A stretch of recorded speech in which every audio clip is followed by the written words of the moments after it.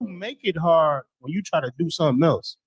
You understand? Right. So really, that's all I did. I came in here, I learned and I studied, and I was diligent to the truth. And I took what I learned from these mighty men and I put it all on the earth. Every zone that was untouched, pause. I went in there and I said, I'm taking that. You understand? Yeah, right. Big pause, Cap.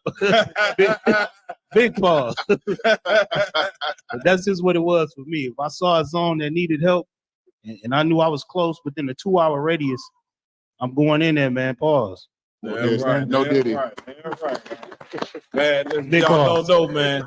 Captain Hadar, man, the brother, you know what I'm saying, he was running the t-shirt department, you know what I'm saying, for some years in the day. Brother never, you know what I'm saying, would let me pay for a t-shirt, you know what I'm saying. I got spoiled, you understand? And so that burden been passed on to Officer Yaradon. Yeah, he's taking on that burden. And it's a beautiful burden to have. You know what I'm saying? Yeah, the rest of you niggas got to pay. All right? A hell of a job, Cap, you know what I'm saying, raising up.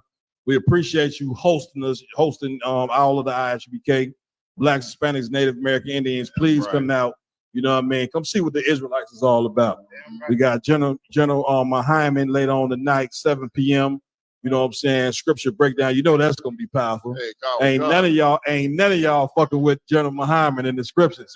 Excuse my language. You know what I'm saying? Whatever question you may have, counseling, a real powerful brother, you know what I'm saying, in the work of the Lord, man. Ain't no messing with the U.P.K. I'm just gonna keep it 100 with you. It just ain't. The generals, man, bad as shit. Captains, officers, troopers, and assistants, even the children. You understand? If you got a dog, ain't nobody messing with a dog in the I.S.U.P.K. Damn right. We was popping right now, and that's how we got to carry ourselves, man. So we appreciate you, Cap, coming on. Salaki, y'all. Go ahead, I gotta get the shirt to Cap Malquai. We got the shirt on deck, so we can show y'all the new Fire Weekend shirt. Damn right. You know what I'm saying? And don't ask me what I paid for, neither. All right.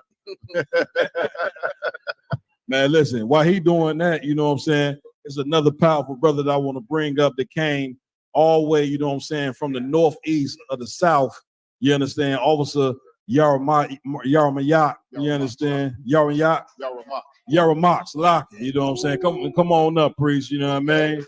Oh yeah, that's powerful there. Most time, let me put that to the collection, you know what I'm saying? My rib be hating on me, you know, when the brothers give me free stuff. She is a big hater. You understand? Go ahead, huh?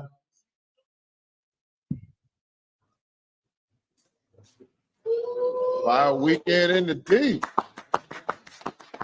No Diddy. Most High Christ. Officer Yaramayak, right? Most I got to get that name right. What's going on, priest? Talk to me, man. We got the road, man. 12-hour drive up here. Dang. Yeah, man. We made Get it. a brother a hand, y'all. Right. 12 hours.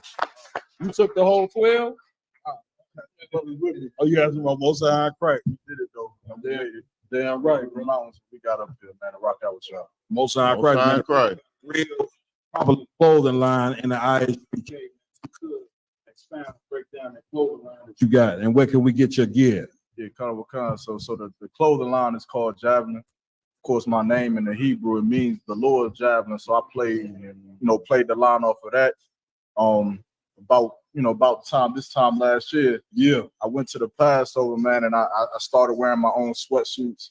And I had an idea to iron on some of my own symbols on the sweatsuits, and brothers was kind of looking at them, asking me, what's that? What is that? Where you get that from? Because I had my own kind of style with it. So damn right. From then, I just decided to go ahead and start something to try to compete. You understand, with the world. What the world is doing, what they fashion and what they designs, of course, they don't mean nothing. Yeah. A lot of brothers go crazy over the Fendi, the Gucci, the Prada, the Louis Vuitton and whatnot. So I decided to bring something to truth that's gonna compete with the world as far as in the fashion sense. Because we already kicking their ass when it comes to the music, when it comes to the truth, when it comes to the scriptures. Now, we could get in the fighting ring. That's right. When it comes to the wear, to the One West wear, you understand? So that's pretty much it as far as the man, listen, and the gear bad and shit. I like how you took the letters and went and even across the shoulders. That's that's monumental in itself. You know what I'm saying? To be able to come do that. Where did the inspiration to create this come from? I mean, just sitting down in my room, and again, I'm like, just looking at what I'm seeing coming from the world, right? And I'm seeing how the industry is changing as far as with clothing. Yes, and so I look at it, and I start realizing that people is making these clothes, they getting rich off these clothes and whatnot, but it has no meaning behind it. Right. It has, like, they wearing it. You understand? It has no meaning. So I know we on the Chain Breakers podcast, I remember me and Thabawan, we kind of came up with the slogan that when you rock javelin, discipline is engraved in the fibers of it. Damn right. So when you put it on, it's something that you could go to the club and you understand, you can fly, and people in the world is gonna look at you and say, what is that? What is you wearing? Exactly. You understand? But what you wearing, it still means something. It still got the shield on. It's still representing who we are as a nation, and it's still gonna start that conversation to go ahead and start speaking the truth to our people. So that's just sitting down in my room and coming up with these designs. I don't, that's it pop in my mind like a dream, and I see it. And then I go in and I make it, and I drop my seasons for it. So that's pretty much how I have it. And it's having you brought that out because fashion is an important thing, and I'm sure you studied fashion. In your opinion, what do you think is the spirit behind why our people will support Fendi and Prada and all these different white clothing lines opposed to supporting our own? What you think the spirit behind that is? Because our people believe that the oppressor is the one that's in power. They believe that the white man is the one who sets the trends, even though we know subconsciously that niggas are the ones who set the trends. Come on. Damn right. So when we look at Fendi and Prada, we think that these are the monumentals. We think that these are the fathers of our style, of our wear. When you understand, and truthfully, if Black people as a whole looked at each other and realized that we're the ones who concrete this fashion industry, we're the ones who concrete the rap game, then we wouldn't look to these heathens for nothing else. We would start to look at each other. We would start to say, you understand, that the FL wore Florida wear with I.S.U.P.K, that that's the fashion. Right. You understand that? Big shout out to I.S.U.P.K, Florida wear, I.S.U.P.K, another clothing line you should support. I mean, Officer Kowal out of Fayetteville, the shirts that he make, the Ghetto Angels. That's one of my favorite shirts. I like, that's one of my favorites. Yeah, that and the Resurrection, like that's the fashion. That's what's hot, and what makes it hot is not only the meaning behind it. That's right. But what makes it hot is that it's coming from a brother. It's coming from a brother who sat down in the same ghetto that you sat down in, who was raised in the same hardship you was raised in. And in that hardship, when I look at them shirts, man, I see diamonds.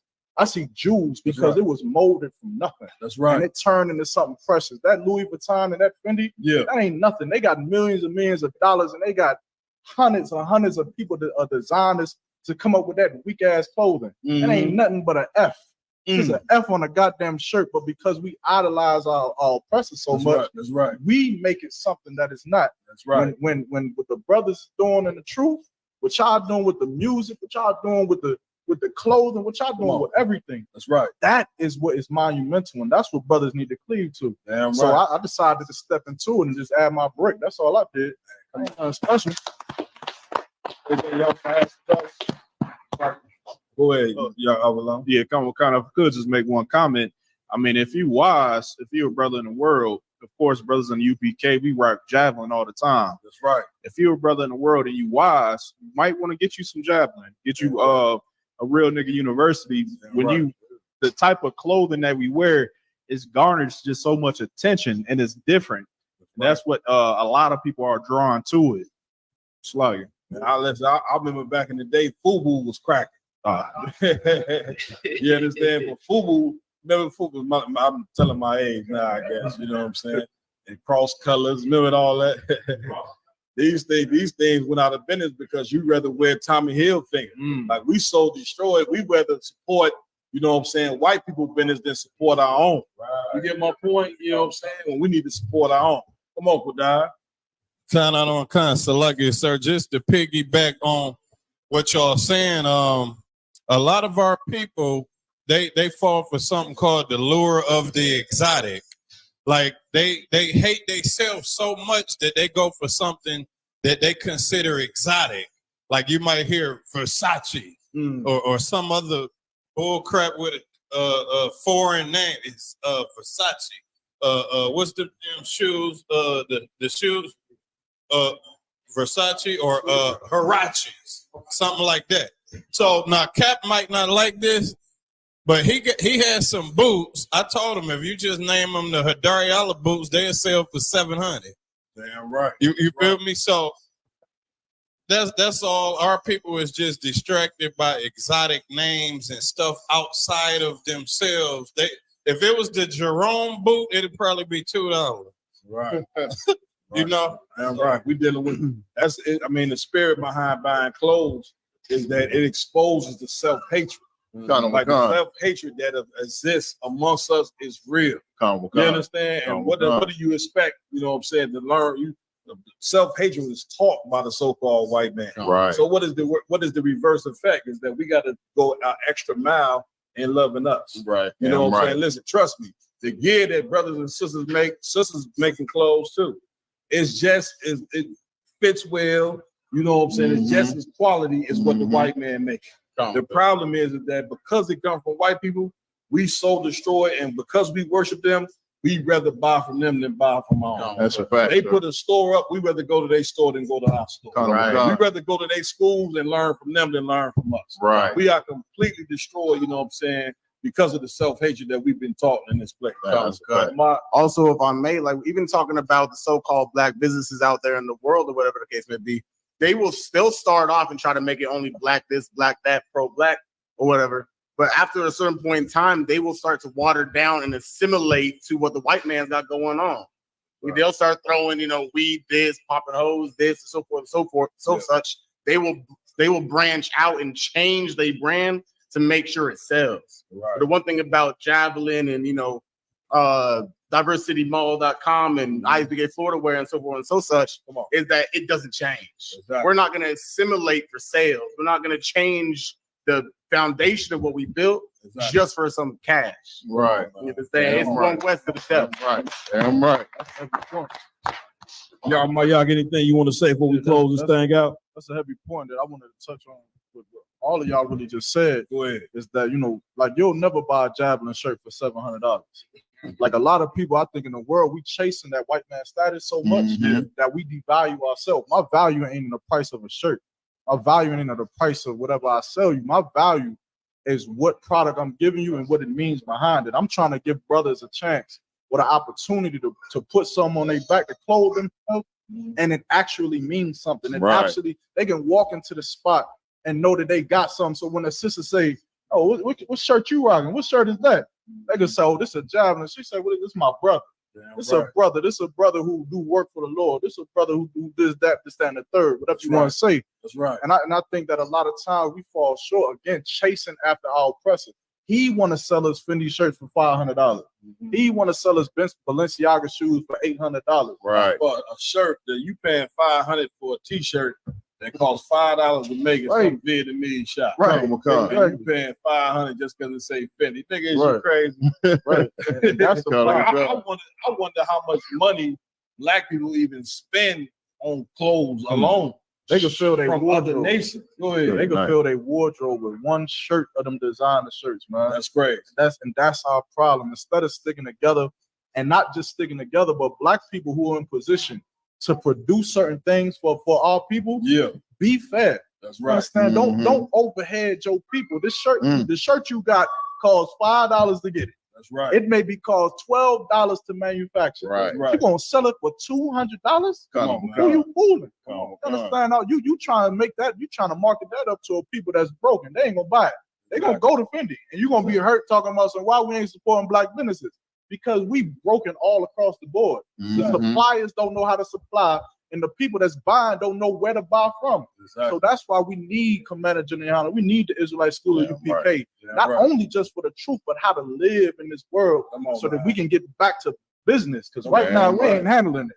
You understand? That's a hole in the world. Damn right. What does this shirt mean? What does it say? And what's so meaning behind this? So shirt? This is the redemption. You understand? This is the season 3 redemption. I was sitting in my room. I had some things going on, man, and really all of my seasons that have meanings behind them. So the first one was the Armory. That was season 1. Season 2 was Redcon 1, and season 3 is Redemption. And so the Redemption, man, is just really for the summer. It was like a bounce back, like a redeeming of myself. Of course, we know redemption is when we're talking about Israel, there's certain scriptures where we had to be redeemed, even by King David when he fought Goliath. That's what I wanted to get to. In the book of Numbers, where he had to take that javelin and throw it through that Moabite and that brother back, to redeem the nation of Israel. So that redemption is something that, this summer I felt like this was a summer that I had to bounce back. You understand? Because I was, not to get too deep into it, but it was like a slump.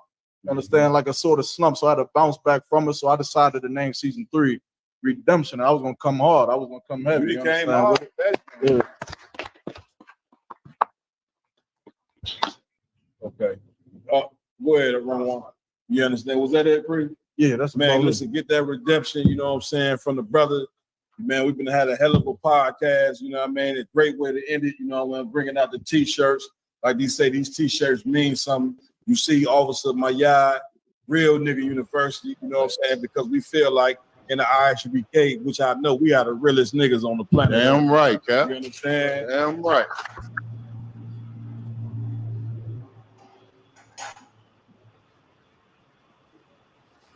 Hey, Shalom, can you hear me? Shalom. Hey, Shalom, I can hear you. Shalom, Christ. Can you hear me? I hear you just good. Just fine, y'all. Can you hear me? Yeah, Khan, we hear you. Most High in Christ. Can you hear me? Khan, sir, we hear you. Khan. I hear you just fine, sir. Hey, we in here. Oh, boy. Here you go. Most High. All right. We hear him too. Yeah. Hey, Shalom, Lord in Christ. What's going on, everybody? What's going on, Adawan? Shalom, all right, man. Everything's to Everything good, man. YAHANNA, what's up, bro? Ain't not much, man. Chilling. Con. We back up in this joint. What's good, Hawan? You know, I'm chilling forever. Hey. Most High in Christ, man. Hey, man, we back up in this joint, man. Chain Breakers podcast. Ooh, we. You know what I'm saying? We back in full effect. I know y'all missed us last week. You know what I'm saying? Brothers was out there holding it down in the Motor City. You know what I'm saying? Up in Detroit. You know what I'm saying? Representing, you know what I mean, for the I.S.U.P.K Midwest Fire Weekend, for the cookout we hold every year. You know what I mean? So, unfortunately, I wasn't able to make it out there. But, Hawan, y'all, I know y'all was out there. Kat, did you make it out there? Yeah, no, I wouldn't even make it out there, man. Con, me neither. Yeah. Sad situation. But y'all, how was that joint, man? It was all right, man. It was a good experience, man. Going out there to Detroit. Commander Jenny Hanna said it best. You know, he hate that city. I ain't gonna hold you. I don't like that city either, just because of the destruction they did to it, man. They like Esau really did a number on Detroit and the brothers and sisters there. You know, so Captain, shout out Hadar Yahala, man. He got his work cut out for him, man, to try to rebuild that city up, because they did a number on it, man. But he the man for the job. The cookout was fun, man. Hey, shout out to Captain Akai. That album release party was off the goddamn chain. It was off the hook. The city showed us love. You know, if I shout out everybody, we'd be here all day. I know y'all want to get into the show, man, but just, you know, shout out Commander Jenny Hanna and all the brothers who put in their brick to make sure that cookout was everything that it was, man. I, can't wait for the next one. I will be back. That's it. Damn right. Most High in Christ, man. So I think what we got next is I think Harlem is next. Man. I think Harlem is next. The way these cookouts are set up, man, y'all like fighting against me. Y'all right. Like, on the 7th, y'all be having the cookouts on the 31st. Like, right. Yo, I'm pretty sure I'm gonna be in the building for that one. You know what I'm saying? For New York, you know what I'm saying? I'm certainly gonna try to be. Say what? I said you got the cheat code. Kind of, you know what I'm saying? But it's becoming less of a cheat code without, you know what I mean, without getting too, personal and everything, man. Like my crib in New York, people keep moving back. Like, yeah. So on the stoop in a yeah, second. right. All them extra rooms is dwindling. You know what I'm saying? And usually for the cookout, I try to bring, my son. I try to bring my rib and everything. So, but we'll be fine. You know what I'm saying? So I'm sure that's gonna be lit. That's gonna be Tawab. You know what I mean? But yeah, we back in full effect, man. Chain Breakers Podcast brought to you by the I.S.U.P.K, the Israelite School of Universal Practical Knowledge, started out of 1 West 125th Street, Harlem, New York, under Commanding General YAHANNA, teaching the truth of the Bible since 1969, that blacks, Hispanics, and Native American Indians are the true Jews, the true Israelites of the Bible. You understand? And this show, is one of many podcasts we have in the I.S.U.P.K, where we like to, break things down. And what we like to do on this show specifically is break the chains of oppression off the minds of the people. The physical chains was taken off some 200 years ago, and our people think that we're free now because of that, but that couldn't be further from the truth. The mental chains are worse than the physical chains, and we see things every day that show that we are still in captivity, still in bondage, and we're going to prove it. And that's what we're going to do. We're going to break those mental chains by giving the truth to the people. You know what I'm saying? But of course, I am Priest and Officer 1000 Tabawan. You know what I'm saying? Joined by, of course, my Ottawa Captain of 10,000 Yagarwat. Going on, sir? How's everything out there in OKC, Oklahoma City? It's always awful out here, you know what I'm saying? But it's what you can expect being in the truth, man. We look for to be in hell. Damn right. It's like General Sharma used to always tell us before we go to camp. He asked everybody, "Hey, everybody in hell? Everybody feel like they're in hell? Well, you know you're in the right place." Right. Most High in Christ. Damn right, sir. Damn right. Of course, I got my right hand man. You know what I'm saying? My ace. You know what I'm saying? My brother, Officer 1000 Yard Mock the javelin in the spot. You know what I'm saying? Holding it down, bro. I know you ready to roll. You know what I'm saying? And we got my brother, Officer 50 Hawan. You know what I'm saying? Somewhat newly raised Officer 50 Hawan. What's going on, bro? Chilling, man. Ready to get into these topics for real, honestly.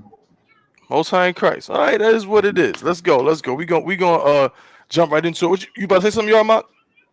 I'm about to laugh my ass off. This nigga just keep talking like that.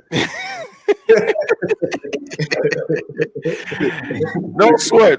Hey, remember I.S.U.P.K used to do this the sister salute? Yeah. Shalom. Yahweh Shema ala thab Hashim Yahweh Shai. What's this nigga,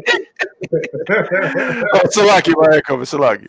Yeah. One is next. He gonna be the next one. You know what I'm saying? He the next one.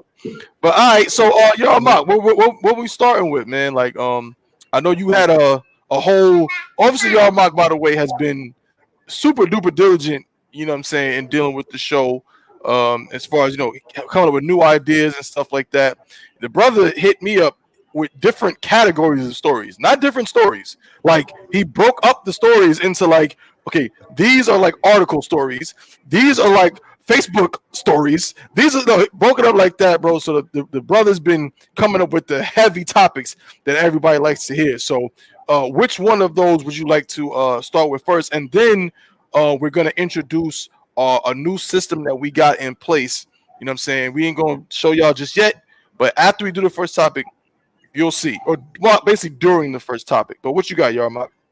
Hawan, are you able to access the Facebook Messenger from the laptop or no? God, I just got on WhatsApp too, so that's why I just shared it, but I haven't shared it because WhatsApp came up. All right, we'll share it. Let's do the let's go into the greatest player of all time, his son. Let's see what his son, his latest son in the world, man. Let's go to that one, man. Everybody love a little basketball, man. But let's see, Gotcha. Juan, let me know if you're having a hard time pulling it up, pause, and I could do it from where I'm at. This is a funny guy right here. You see how people, they say little things and they just kind of just breeze on by it and just say it. You know what I'm saying? Like nothing. Just know that when I said what I said, everyone knows exactly who I'm talking about. Well, just know that there's a player right now on the USA Olympic team who's about 40 years old, and he just had a triple-double in the Olympics. Man. He's 40. Listen, I'm not a LeBron hater, bro. I'm not. You're not gonna make me hate LeBron. I love LeBron. I'm probably gonna cry when he retires. I'm not a LeBron hater, but the greatest of all time is Command. I mean, I was about to say Commander YAHANNA. He is the greatest, but on the basketball court, no, Commander YAHANNA is the best on the basketball court too. Imagine how he gonna get up here, gonna be like, I used to.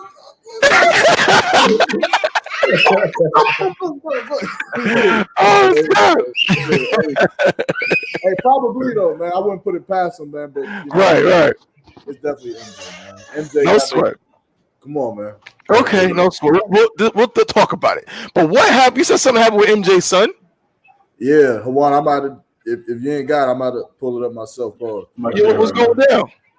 You got it? Put me on. Yeah, man. So MJ's son, man, he got, he didn't make it to the league. He was a mediocre college basketball player. Sure was. But even with all of the money and all of the fame and that he has, really, I don't even know if he's famous, really. I know he got the name. But I don't know if he walked throughout the mall of South Point, would people stop him for anything? I don't know. No. Probably not. Right now, he's probably the last thing before this situation. The last thing he did that made him kind of like people was talking about him was, is he the same son that was messing with Scottie Pippen's wife? I mean, ex-wife. I believe so. So yeah, so people. That situation had him, in the news and all of that. You know what I mean? But let's find out what he did, man, because I'm curious. Yagadar, what you mean, Bumpy Johnsons? Yagadar, you gotta explain that one. He said, "Bump." I missed that comment. I forgot what we was talking about. He said, but yeah. So let's get the article up, man. Or the little picture, whatever. And let's see what's going on with the greatest basketball player of all time, eldest son, firstborn. Yeah. Let's talk about the greatest basketball player of the '90s, son. Let's talk about him. Of the '90s, right? Yeah. You got. Oh, yeah. You got to add it. He said he hitting them bumps. That's what it is. He said he hitting them bumps in public. Oh no! Oh man! Damn! Not the booger sugar. The booger sugar. The booger sugar. Oh no! That boy got a whole potted oxygen tank on him. I love how it says during a poolside lunch, like it's an appetizer, like it's part of the lunch. This is casual sniff, casual bump. So it's not funny, bro. It's not funny, but damn. So did he? Is there an explanation here? It's lucky. I got you. Go ahead, one. Dropped by Leo, Justin Marcus Jordan, the son of legendary NBA player Michael Jordan, was seen snorting a white powder during a poolside lunch in the south of France. The 33-year-old appeared focused while doing so, then smiled and chatted with friends. They said the nigga was focused. I mean, isn't that what that is kind of known for doing though? Like he said, he was focused. You know what I mean? Like, y'all remember the movie Flight? Y'all ever seen that with Denzel Washington? I believe so. Yeah, there's a part in there where I think he has to go to court, on trial, and you know what I'm saying. And he was he's a horrible alcoholic, like an insane alcoholic. Yeah, so he done drank himself into a damn near a coma. Yep. And so John Goodman, aka Fred Flintstone, had to come and give him the wake up routine, and which was filled with tons of cocaine. And before you know it, he was back to his normal self. So it's not surprising that they said that he was real focused while he was, you know, as Yagadar said, while he was skiing at the Olympics, while he was in that snow. But go ahead, O1.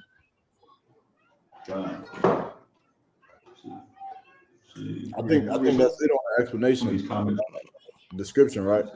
Hold on, is it not true? I've been hearing some rumors about this though. Hold up, because I think he might have responded. Did he? Unless it was Cap. It could have been Cap. You know what I'm saying? It could have been one of those things. Yeah, it might have been just, you know, some nonsense somebody said on the internet. You know, sometimes it's hard to know. But yeah, I don't think he's made any comments on it yet. But what do y'all think, man? Like, what do y'all think?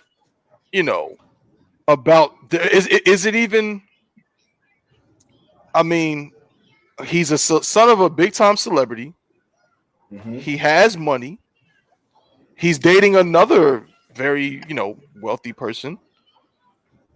And he's casually doing bumps of cocaine in the south of France. Couldn't somebody argue that this is like the American dream? Because, I mean, if you ever see the movie, I'm on my plane, but if you ever see the movie Superfly, right? If you ever see the movie Superfly, there's a part where, I forgot the dude's name, but he's talking to the main character, Priest, and he sells him. He says, yo, like, you got all this money. He said, and you can sniff a half a key of cocaine every day. Well, ain't that the American dream? So is Marcus Jordan just living the American dream right here, snorting cocaine in the south of France? Hey, I mean, that's a great question. That's a great question. Yeah, I mean, I would say yeah. Is this top tier? You know, is he made it in life? Right. You know. Yeah. Come. That's what I would say. You know, again, it's we can break down why it's wrong, but you know, people will look at this like, yo, I want to sniff cocaine in the south of France. Come. I mean, why not? What's the reason? When you get rich and you get that money, I mean, goddamn. I mean, come on. Get that type of money is like, you know, this why people like that. They need the truth just like a poor man needs the truth. That's right. You know, they need it more because they got all the money in the world that you got to do. I mean, he can do anything. He can do anything. I mean, why not smoke some cocaine? Why not get high every day and sit in France and do whatever? You know? Right. The things they value like you said, that's heavy. You said that's the American dream. Right. Get billions of dollars to go anywhere in the country. I mean, Slovakia, anywhere on the planet. Right. Anywhere on the planet. You know, anywhere on the planet and shit. And what else you gonna do? Right. What else you gonna do? People like that need the truth more than a poor man begging on the street. You know, blacks, Hispanics, and Native Indians, they like him. Hey, they need the truth more than a beggar on the street because they're gonna lose it. They're gonna lose it. They're gonna lose it. So they're gonna be like that, snorting, and it's gonna add to more because you're never going to get high enough. I mean, come on, any addict will tell you you're never going to get high enough. Right. You know, you're never going to get high enough to take away this pain, either pain or just want to party, want to feel good. Want to feel good. Right. Just want to just be happy. Be happy. We don't even know how to be happy. We such slaves and downtrodden people. We don't even know how to be happy. Give us $1 million, we'd mess it up. And showing you right here. Facts. Good. I yield with that, brother. Come on. At what point? Yeah, yo, man. At what point do you separate the father from the son, though? I mean, is this still an era in Michael Jordan, or you know what? I have a response, but I'm gonna let you finish. But I have a response. Go ahead. Yeah, is this an era in Michael Jordan? Did Michael Jordan's celebrity status destroy his son? You know, or did Michael Jordan raise his son to be a respectable man who doesn't do coke? And as an adult, his son decides to go against his father, do something he wasn't raised to do, or is it a little bit of a mixture of both? I mean, this, you know, because I'm sure because of his name, everybody is going to look at Michael Jordan. Everybody. They're gonna try to evaluate what he did, examine if he did anything wrong, to try to pin it on him being the son of the greatest basketball player of all time. But is that fair to do, or is that wrong to do? I gotta ask the question. Is it wrong to associate him with his father? Like in this case, like I'm just saying, like almost put some of the blame on his father. Is that what you asking? Yeah, like is it because of course none of us know these people personally. Right. None of us know. I mean, Michael Jordan probably whooped his behind countlessly, telling him to not do drugs. Who knows? Right. Or he could have told him it's okay. We don't know what he could have did. But the name alone, does it make it fair or right assumption to blame Michael Jordan, even if just a little bit, for his son's actions? I think it's fair. Specifically, the reason why I say that is because Michael Jordan is not in the truth. Michael Jordan is not in the truth to be able to, you know, to fully raise his son to know, you know, inherently what's right from wrong. You can say, son, don't do drugs. You know, drugs are bad. You can tell your son that.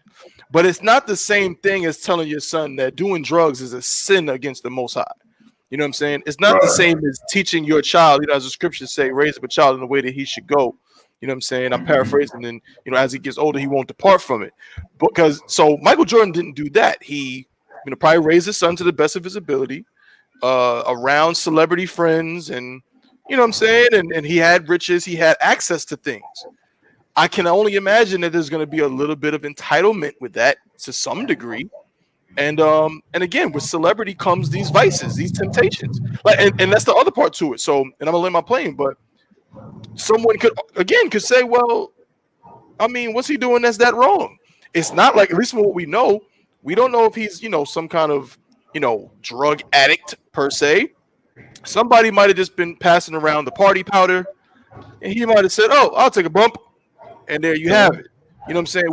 Which to some people, again, this might be the American dream. Like this, and this might be proof. Like, hey, look, he did good by his son. His son has money. He's out in Europe, among the top brass. You know what I'm saying? Probably snorting the finest, purest cocaine that a person can get their hands on. So some people would say, actually, no, he's good. You know what I mean? It's only really us in the truth that would say, oh no, Michael Jordan did fail his son because he wasn't able to equip him or teach him to not, you know, go this route. You know what I'm saying? So that's the only way I would say that. Like the sister Sienna said, it's a bit of both. You know what I'm saying? He's a grown man, but yeah, for sure. Yeah. Okay. Salaki Akim, I would say no. I wouldn't blame Jordan. Okay. Come on. I wouldn't blame Jordan. You know, because like you're saying, both of y'all were saying, Jordan might have raised him right in telling him not to do drugs. Maybe, but like you were saying, if these brothers, we can't look at people in the world and think they're gonna think like, you know, really straightforward, like brothers in the truth. You know, these people, there are people in the world. So, of course, my father told us not to do drugs, not to sell drugs, not to hustle drugs, not to do nothing. You know what I'm saying? Okay. I mean, he taught us not to do it. But, you know, brothers still did it. Right. You know, still did it. You know, we always teaching our kids not to do what's right and what's wrong.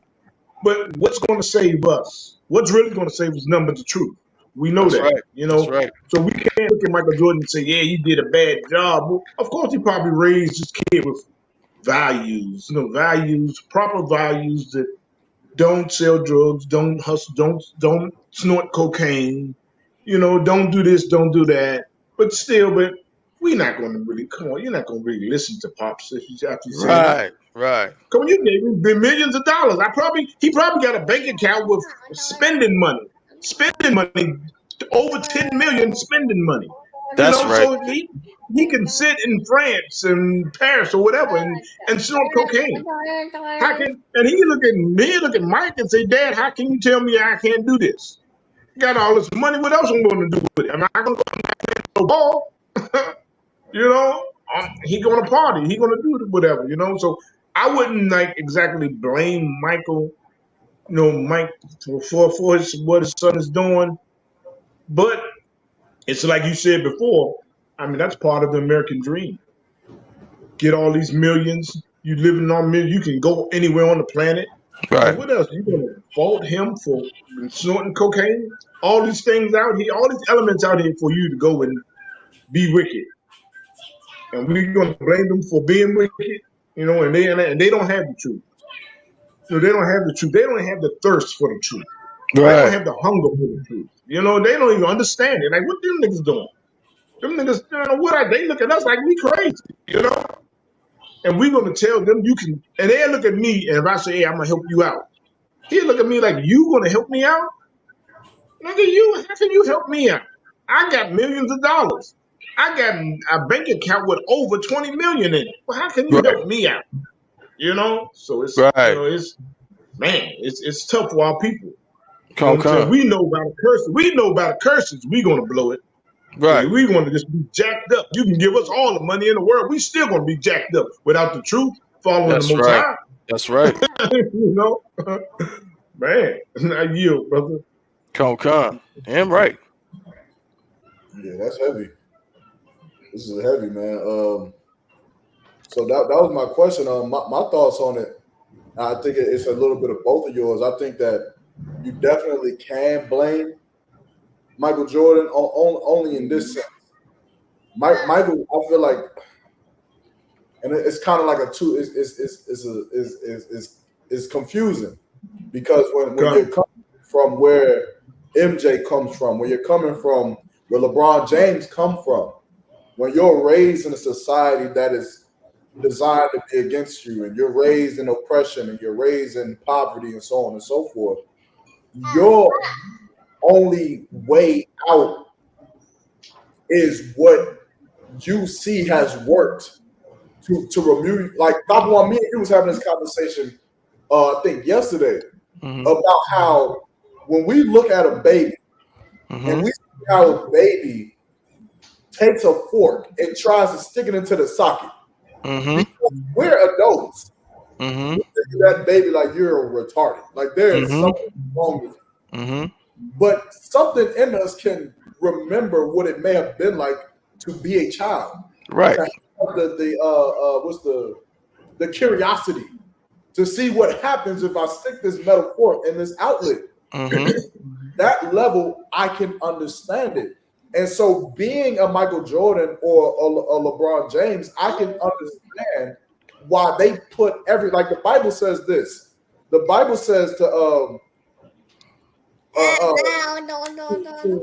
by the mercies of God to present your bodies as a living sacrifice. But when we're supposed to do that, we're supposed to present our bodies as a sacrifice to the Most High. That's what we're supposed to do. The problem is that when we're living in this oppression, we give our bodies up in the world as a sacrifice to whatever God is going to get us out of oppression. Whatever God that is. That's why back in Egypt, we gave our sacrifice to Baal, because Baal was the god of the harvest, and we wanted to eat because we were starving. Well, we're here in America, we'll give our bodies up to basketball. That's right. God to be the NFL. We'll make our God to be a running track or whatever it is that's going to eliminate this oppression up off of us. The problem is that in doing that, we're not teaching our children to be admonishing of the Most High. That's right. Going to be lost. So now we're going to go and be free from oppression. Michael Jordan is free from oppression. He's living the American dream. His sons are free from oppression. They're living the American dream. If I could, this is Ephesians 6 and 4. It says, and ye fathers, provoke not your children to wrath, but bring them up in the nurture and admonition of the Lord. Like, this is what we have to never, ever leave. No matter if we're trying to be rap artists, no matter if we're trying to run a famous clothing line, no matter if we're trying to be basketball players, whatever we're trying to do to alleviate this oppression, we have to always remember to admonish the Most High, to serve Him. Otherwise, we'll serve every other God. And here's the end all be all of what I'm saying. The same way Michael Jordan and LeBron James dribbled that basketball day in and day out, made that basketball their God to alleviate that oppression that they had on them. The same way they used that to beat oppression, his son is using cocaine to do this. Right. Is being oppressed by something that you can't even imagine. You can't imagine what it's like being Michael Jordan's son and sucking at basketball. You can't imagine the critique that he has gotten his whole life and knowing that he will never amount to nothing. You can't imagine why he would think to sleep with Scottie Pippen's ex-wife. You can't imagine. What if in his mind he has to do something? Because no one will stop me in South Point Mall. They'll stop my dad. They'll stop my dad if he comes to the city. But me, I'm nothing. I'm trash compared to my family name. I've done nothing compared to my family name. What do you think he's going through in his head? And that is oppression to him. That's right. And you may not understand it because that's the type of oppression most of us will never have. But it is common in history. That's right. You ever watch the movie Gladiator when before they killed the main character, the son of the king was mad because he felt like he was being disowned. Go lay down, bro. Go lay down. He felt like he was being disowned because he didn't do anything. I feel like Marcus Jordan going through the same thing, man. And he trying to fight that oppression. I yield. Damn right. Damn right. No, I completely agree. Hey, change your what you call it, Yarmok? Nah, I'm you, bro. I'm you. No sweat, leave it. God. All right. Are we ready to pause reveal the joint? Are we ready for that, Yarmok? Yeah, let's do it. All right, let's get it up on the screen and I can break it down to the people. Go ahead. We have some comments. Let's read the comments real quick. Normally, you're a reflection of your parents unless you change up your ways and grow up to not be like your parents. Right? Money don't make you a great father. It takes something else like law, statutes, commandments. Obviously, y'all got dog, very wise. Damn right. Sister Chelsea said definitely could be environmental, like he's been around it growing up. Could be. I mean, it could be. Could be conquering the world while he was at home. You know, who knows? That's true. Very true. That's a success story in the world. I'm with Cap. Is not on MJ. Let's see. Apostle Paul said, "I noticed most of these stars' children are wicked. What do you think is due to Ottawa? Like, what do you think is due to Ottawa, Magic Johnson's son, D Wade, and others like their success has become a crutch to their kid?" I mean, that's a good question. It's a great question. I think it was just broken down again. Yeah. Just in short, I think just a disservice to the Most High. I think the Lord has a way of teaching us all lessons. And even though you feel like one God or one avenue has moved you out of one oppression, the Lord knows how to put another one on you. And so you think you're rich, but he'll put cocaine in your son's nose. That's right. That's right. Your son knows so much until your son unalives himself. That's right. And all of that money that you have, you'll feel the pain that Pharaoh had when he didn't let Moses free. And the children of Israel, you'll feel that pain. You understand? And that's how the Lord will get you. You think you're the greatest king. You think you're on top of the world, huh? Until he unalives your son. Because you did not teach him to follow him and to serve God. So I think that's that. And same thing with Magic Johnson. I know Magic Johnson hate that. He can hide it all he want, but he don't love his son being what he is. Not at all. Okay. Yeah. So not at all. Yeah. Could you imagine? Could you imagine, bro? Magic Johnson's son is like 6'10". Like, bro, he probably, if he would have played, he probably would have been way better than Marcus Jordan. Probably. You know what I'm saying? And instead, he turned into a 6'9" fairy. It is really, really bad. So yeah, I think one of the problems, one of the issues, and I think everybody's kind of mentioned it and discussed it, is that when you have that kind of celebrity, Cap mentioned it too, when you have that kind of celebrity like a Michael Jordan, like a Magic Johnson, for one, it becomes increasingly difficult to have the most influence over your children. Why do I say that? Think about how many people Magic Johnson paused, or maybe not paused, but think about how many people Magic Johnson had to please over his career. He had to worry about not saying things that would upset the people who gave him endorsement dollars, not saying things to upset the NBA. You know what I'm saying? Like, and then he's on the road all the time. You know what I'm saying? Playing games, doing different campaigns, you know what I mean? Shooting commercials, all kind of stuff. So it's increasingly difficult for you to have the same influence that a brother. I mean, y'all see me, y'all see the brothers in the I.S.U.P.K. You know what I'm saying? My son go to class with me. My son be on the show with me. You know what I'm saying? Like, you know, I can't take him to camp with me yet, but you better believe he gonna be there. You know what I'm saying? So I'm able to have a certain element of influence over my son. You know what I'm saying? No one's gonna influence him more than me. But these celebrities, they got too many people that they are trying to please so they can keep those dollars flowing. Dwayne Wade right now, you want to know why he sacrificed his son? Look at how much celebrity he's gotten, more celebrity after the NBA.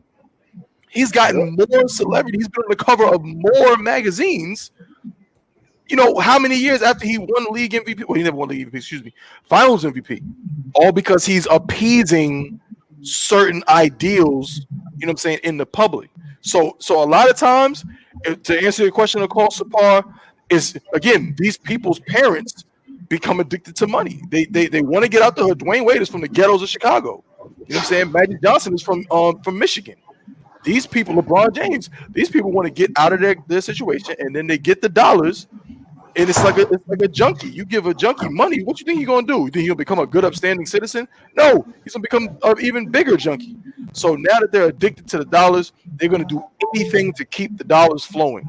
If that means letting your son put nail polish on his hands and feet, even though he's 6'7", then so be it. You know what I mean? So I think a lot of these celebrities, they just don't have the integrity it takes to really be like, I'm not accepting that type, you know what I'm saying, type of thing. But I land my plane on that. Right. Yeah, man. That's a great question, of course, Paul.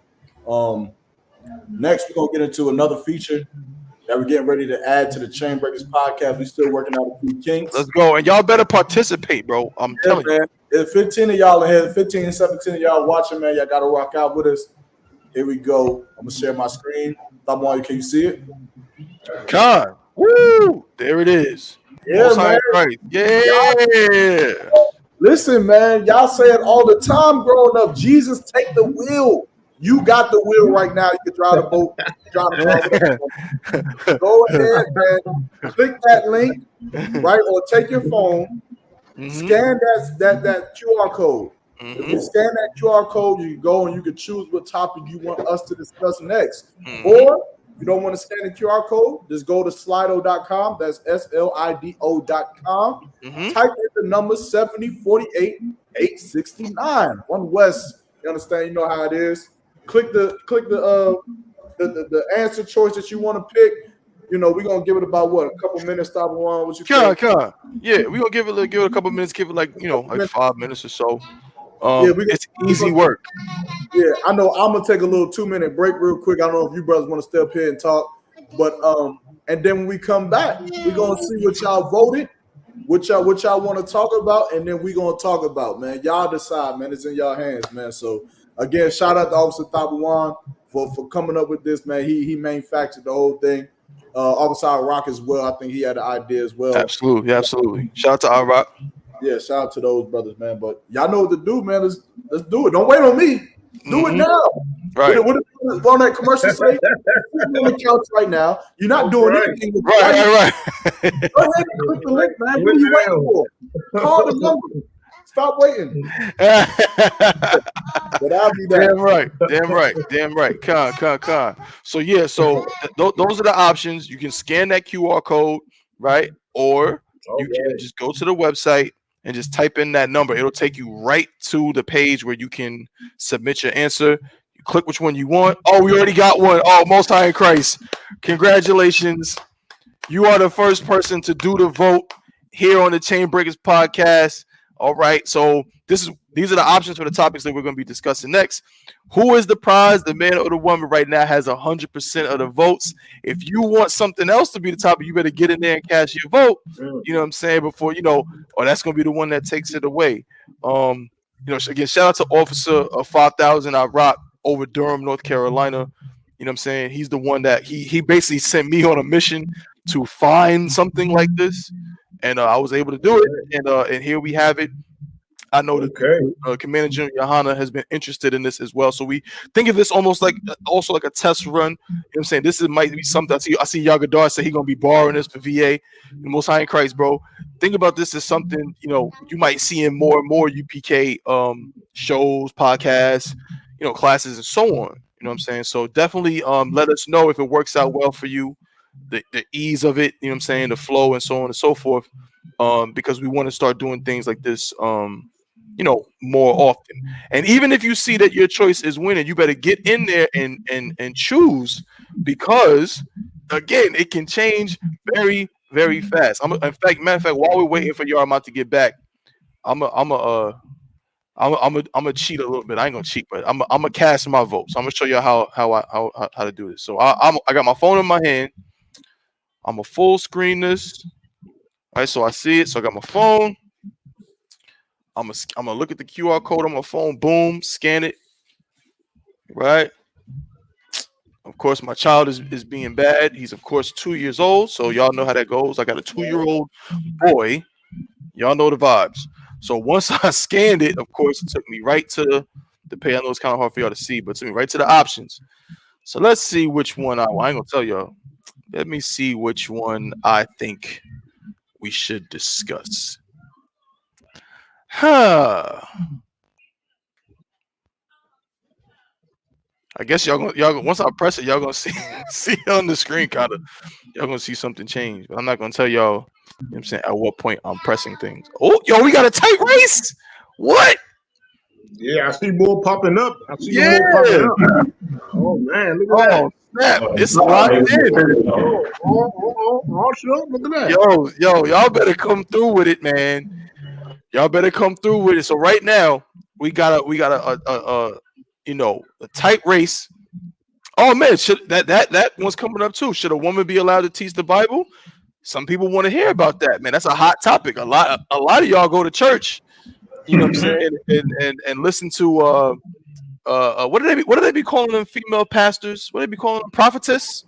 Yeah, they call them prophets. Yeah, they be calling them prophetess. You're gonna hear a sermon from Prophetess Jones. Okay, so go ahead, one. The reason why a lot of sisters go into that because they try to mention Deborah from the Old Testament. Okay. So we might have to do a little Deborah breakdown, as of course, if that is the next topic. So how are we going to run it? Of course, we're going to discuss it. Me and Akim going to discuss how we're going to, shuffle things up after a topic is chosen. But more than likely, what we'll do is whichever one gets chosen, we'll then, after we do that topic, we'll take the remaining ones and shuffle them up again and let everybody vote. Or we might just go with the votes that were already established and just do it in that order. So let's just pretend for a second. Let's say should a man have multiple wives had, say, 40%, and it was number one. It wasn't tied. Then we might just do that one next, and then we'll do who is the prize, the man and the woman next. Then we'll do should a woman be allowed to teach the Bible next, and so on. We might run it like that. You know what I mean? Oh man, we got a good amount of participation. Y'all really want to talk about them two topics, man. But we need someone to break the tie. We need the tie to be broken. The sister, shout out to the sister, shout out Ray. She said this is two Tawab, Most High and Christ.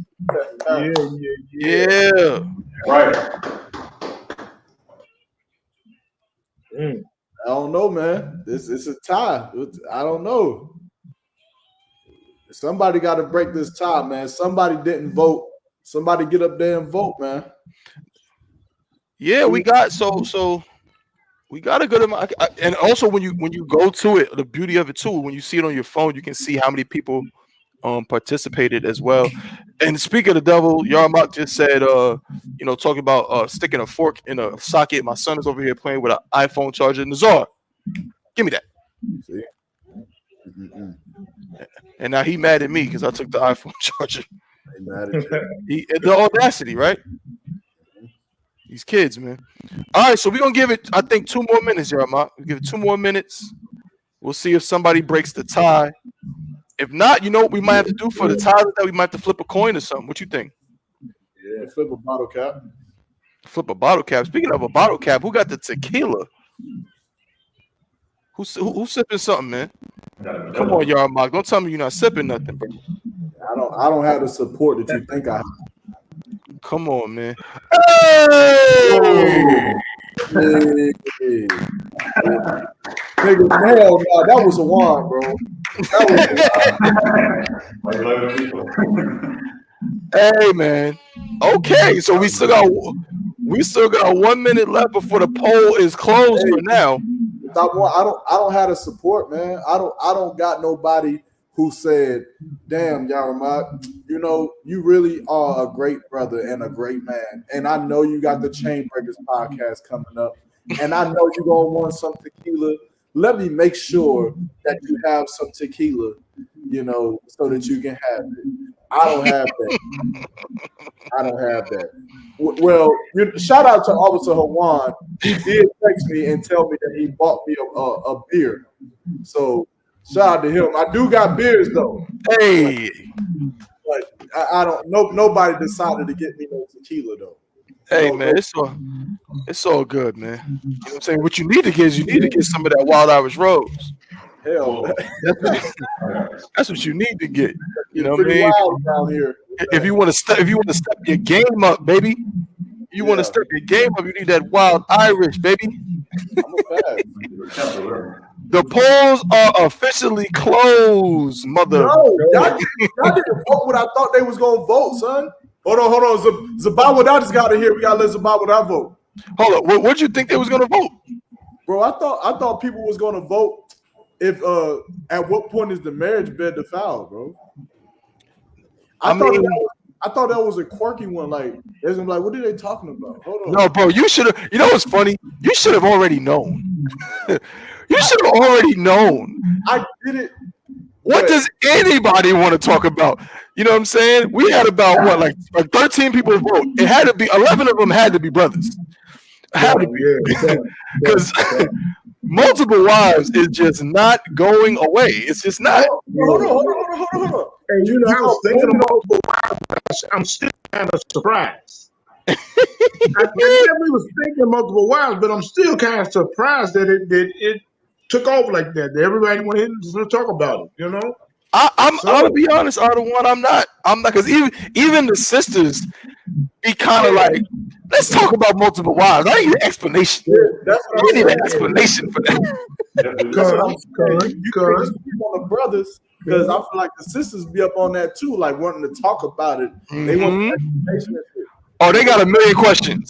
So, if a man has this many wives, is he supposed to spend an equal amount of time with each wife? Everything they got questions like that, bro. So I get it. I understand. Yeah, man. Hey, Zabawa, you got to go vote. Zabawa, you got to tell us when you voted, so we know. All right, you got to do it too. We give 30 more seconds, man. 30 more seconds. Somebody vote the marriage bed one, man. Come on. You don't want to talk about multiple wives? I hate talking about multiple wives. I hate it. Mark, can I give him a little bit of background before we get into it of why you hate talking about multiple wives? Come on, man. Go Trust ahead. Me, I won't get too crazy.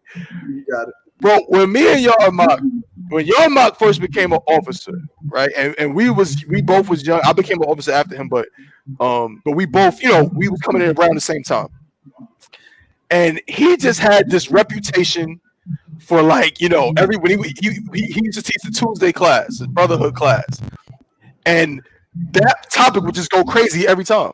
It's something about I.S.U.P.K, women, and Yarmak was the one always that they would ask questions about this topic. So he just had a reputation for just going in on the sisters every week. He just talking about the sisters every week, right? And one day he came to me, mind you, he's my brother, so like, it is what it is to me. But he was like, I was like, yo, bro, he supposed to teach us something. I'm like, yeah, so you gonna do them the women's scriptures? And he was like, bro. I said, wait a minute, what? You're not gonna talk about the sisters? Like, he's like, nah, bro, I'm tired of that topic, bro. Like, nah. And I think he talked about like the parable of the sower or something. And I'm like, yo, man, what the hell is this? Like, he was just known as the resident sister marriage topic person. You know what I'm saying? And then that was like 3 years ago. He has not wanted to teach about that for 3 years. Yeah. You know what I'm saying? I did teach that one class though that had the sister about to cry. Remember that class? Which one was that? When I was like, when you look inside the crib and you look at that baby and that love that you got for that baby, that love that you have for that baby, you got to have that for your husband. Oh man, yeah, y'all that class too. Yeah, y'all might be having them classes, man. That was it. Yo, hey, so I think the polls are closed, bro. It is closed, but did we just have a fucking Layasha Allah in the chat without us? Wait, what? You might have missed it. I think we just had a whole Allah just happened without us. Hold on. Sienna said, it's Friday, let's take a shot. Somebody said, Chelsea said, let's get it. Then they locked eyes. And then said, Khan, sis. Oh, hell no. Man, they just did a Layasha Allah. Hell no. Damn. What? Chelsea said, if it makes anybody feel better, I voted for should women teach.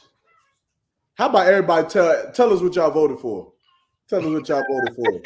Hey, look, I don't make the rules. See? I don't break the rules. See? Shantaray, thank you. Thank you. That's the best topic, man. Look, it doesn't matter. The rules are the rules. Come on, man.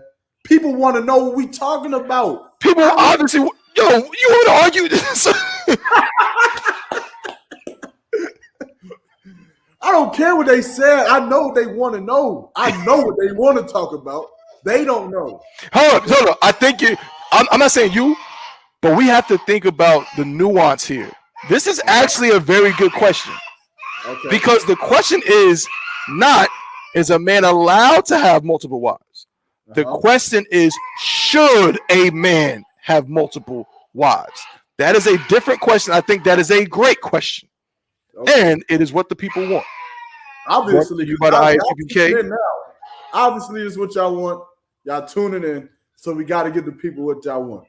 So, without further ado, the question: should a man? Go ahead, bro. Should a man have multiple wives? Should he have them? Versus a man having one wife, one household, children, 2 or 3 kids. Versus a man having 2 wives, 3 wives. There's a lot of ways we can go with this. 4 wives, 5 wives. It's on you, Cap. I'm a wait. Nigga, but there's a lot of. He threw Cap under the bus. It's on you, Cap. It's on you, Cap. Hey, I'm gonna tell you. I would say yes, he should. Ooh. Should. Yes, he should. And look, check this out. Check this out, Akim. I'm a man. I have 1 wife. And I say a man should. I say a man should have multiple wives. It's good balance. No, why it's good. It's good balance. It's very good balance. It's very good balance. You know what I'm saying? It's no games and no tricks and everything. And understand, when we say that means righteously.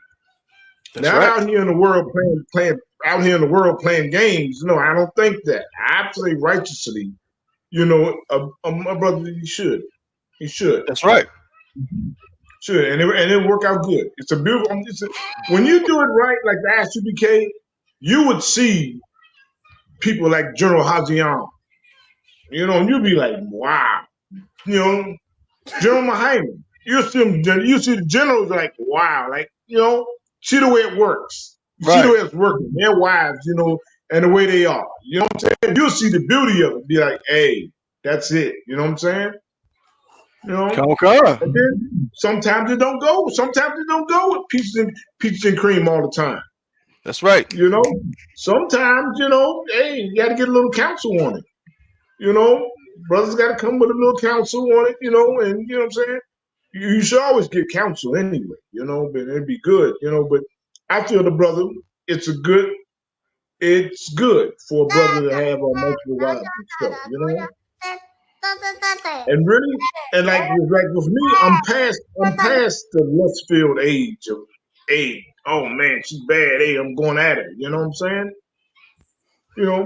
For me to go and choose to get another wife, I would be like, that's a dynamite sister, and she needs a good husband, just like me. That's right.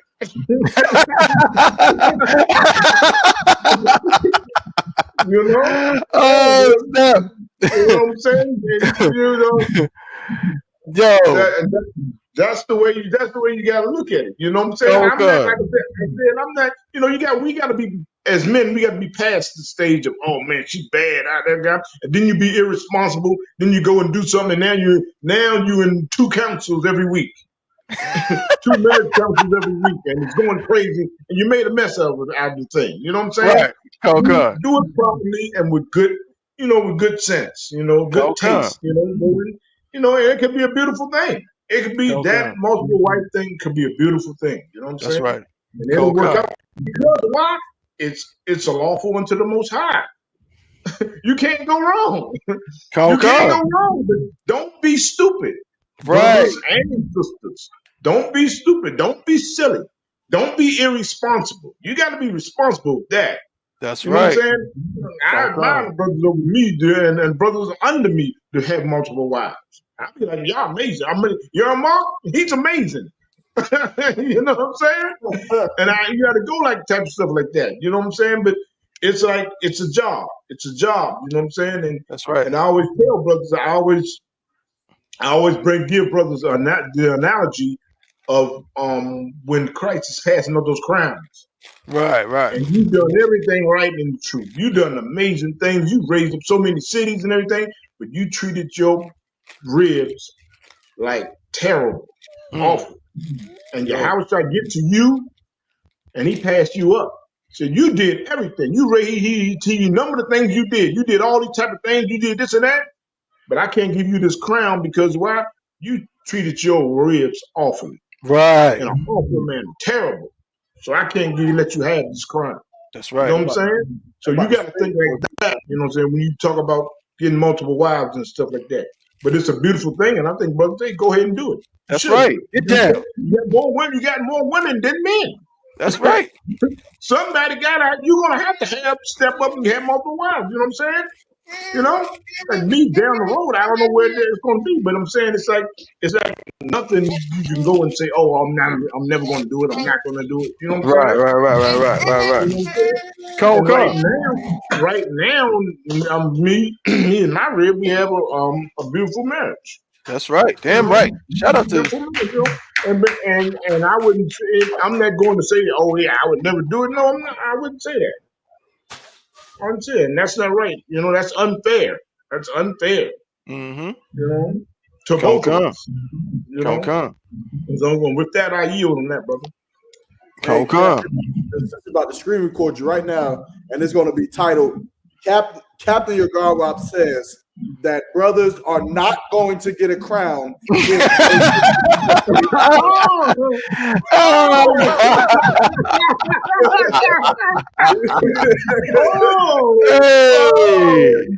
Oh man. We're about to start a civil war. It's about to be a civil war in the U.K. Look, brothers, they're going to stay. Brothers gonna make sure they treat them ribs nice. That's right. You know what I'm saying? Cap, you done got hit with the sister. Well said. Well said. Well said. Most High Christ. Hey, It's about to be a civil war in the Chainbreakers podcast. yo, I'm about to have a brain aneurysm for this question right here. I love this topic. Ottawa, what in the world is wrong with you, man? Oh my god, yo, Rock is crazy, bro. I'm sorry, Ross. This is stupid, but it almost makes you think a little bit. Is it lawful for a bearded woman to shave when denouncing dykeism? Rock is crazy. That's my Ottawa, and that's my brother, so I can say that. He's insane. And you know what's the funny part about it? This is not something he's saying to just be funny. He asked me this the other day. I was with him, as I often am, and he was like, yo, what if a woman what if she just got some kind of hormone imbalance and she grows a beard? Is it lawful for her to shave? Because the scriptures say you're not supposed to round the corners of your beard. But that's a good question, though. What is she allowed? Because I'll put it like this, Tabuan. When the Bible says thou shalt not make any cuttings in your flesh for the dead, can a man go and do that? No. Can a woman go and do that? No. So when the Bible says that thou shalt not, I'm not paraphrasing, but you can't shave your beard off, can a man do that? No. Can a woman do that? Yes. Double entendre. Because when the Bible says about a beard, you gotta that scripture's for men. It ain't talking about the 1 in 18 million gajillion woman that grows a beard because she has some kind of medical condition. The scriptures say, yo, Cap is ready to break it down. Cap is ready to break it down. Go ahead, Cap, and tell everybody that I'm right. Go ahead, break it down. Listen, brothers. You gotta. A woman should not shave. She can't shave. You know what she's gonna do? She's gonna wax it. She's gonna wax that hair off there. It's not a razor. She's gonna wax it. That's what it came. Hey, look, you got different ways a woman can wax that hair off there. You know, if they have hair up there, you know. So so they can wax it. They won't shave. Okay, cool. Let's go with that. Sounds good, doesn't it? I mean, hey, y'all know about me when it comes to that. But yeah, what if a brother he come through and he say, man, no, I ain't gonna shave my beard. I wax that joint off. See what I'm saying? Then what? Hey, I think, brother, check this out. Check this out. A brother know about a brother in the school, he know about the laws and stuff like that. I would be afraid. I would be so afraid to wax some damn hair off my face. You know what I'm saying? I would be afraid. And the brothers in the I.S.U.P.K had more integrity. We wouldn't even want the thought of a brother thinking of us shaving hair off our face. So, you know, that's a good point you're making, Yerma. But no, brother, brother, you better not wax that damn hair off your face. You better not wax it, you know. And I don't think, I would think the Lord will hold you accountable for shaving if you wax it off. If a brother wax it off. So let's say, and so like we gonna get back to the. I'm about to say, bro. We gonna get back to the multiple. I promise we gonna get back to it.